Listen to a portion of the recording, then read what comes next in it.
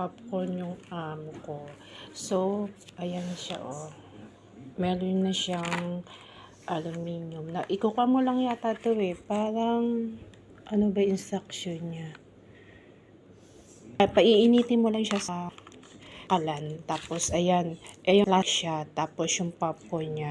Ayun, mag-aapoy pag ikinawa mo siya, guys.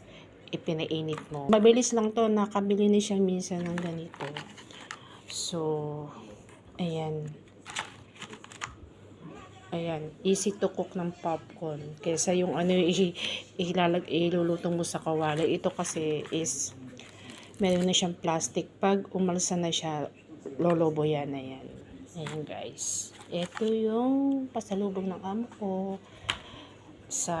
Bibigay doon sa kapitbahay, tsaka doon sa friends na mga bata. Ayan.